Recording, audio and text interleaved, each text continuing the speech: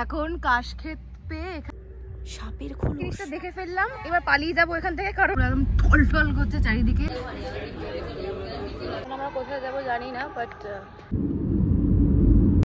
So hello Bondus, welcome back to my channel once again and welcome back to another exciting vlog. চললাম Kolaghat cousin সিস্টারের সাথে। তোমরা তো অনেকেই জানবে যে মাঝে সাঝে কোলাঘাট চলে যাওয়াটা আমার একটা ইচ্ছা, মানে আমি লং ড্রাইভে যেতে খুব পছন্দ করি। আগে ঘন ঘন যেতাম, এখন খুব কম যাওয়া হয়। সবাই ভাবছে পুজো থেকে এই মেয়েটা শুধু এই মেয়েটার সাথেই ঘুরে যাচ্ছে।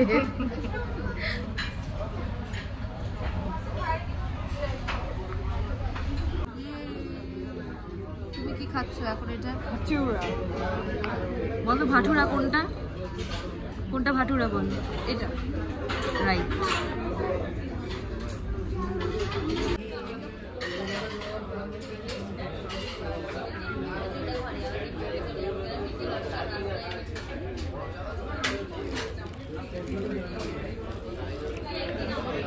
সারাঙ্গের মতো ধোসা আর কোথাও আমি এখনো খাইনি। সারাঙ্গের মতো এসপানেডের সারাঙ্গ লাজবাব ধোসা করে।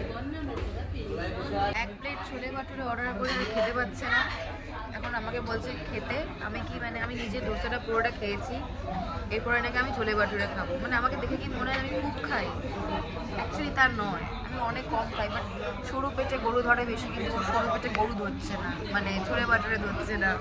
খেতে পারছিস না? পারছি না।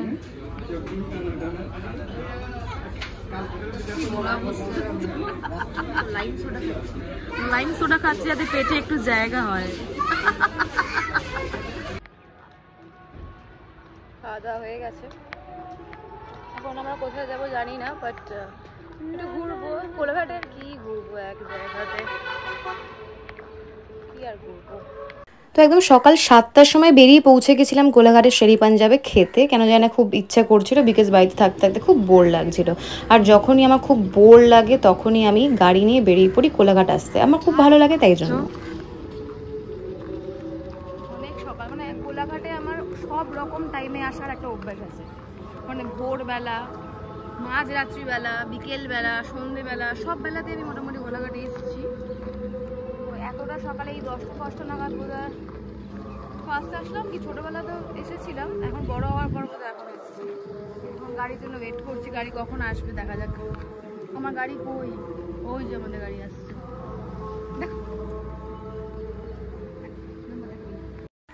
আগের একটা ব্লগে আমি তোমাদের সাথে শেয়ার করেছিলাম কাশ ফুলে আমি শ্যুট করতে পারিনি বলে আমার কতটা খারাপ লেগেছিল।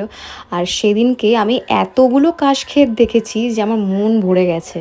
পুরো পুজো কাটিয়ে এখন কাশক্ষেত পেয়ে এখানে নাকি আমি এসছি ভিডিও করতে। মানে কি বলবো, এরকম কাশক্ষেত আমাদের ওখানেও ছিল, বাট তখন এত বৃষ্টি হচ্ছিল যে আমি নামতে পারিনি। বাট এখানে কি সুন্দর নামার জায়গা আছে, বাট এত আমার ভয় লাগছে ভিতরে যেতে, আমি ভয় যাবো না ভিতরে।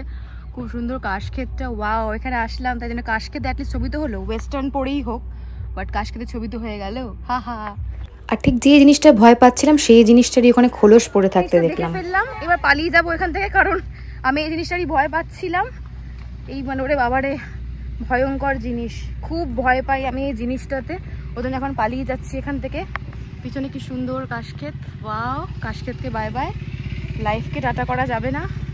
ওটা কি সাপের ছিল ভাই, অনেক বিষধরী কিছু হবে, কারণ অনেক মোটা আর অনেক বড় সাপ ছিল ওটা, অনেক বড়।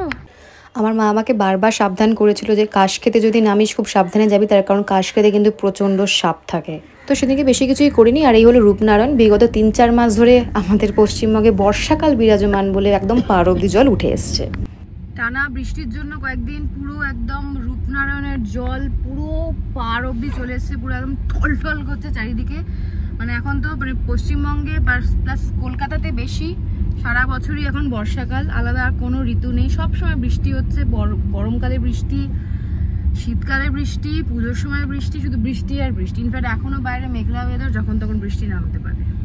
তো আজকের এই ছোট্ট ব্লগটা তোমাদের কেমন লাগলো অবশ্যই কমেন্ট করে জানিও। খুব শীঘ্রই নিয়ে আসবো নতুন কোনো ব্লগ। টিল দেন চ্যানেলটা সাবস্ক্রাইব করে পাশে থেকো।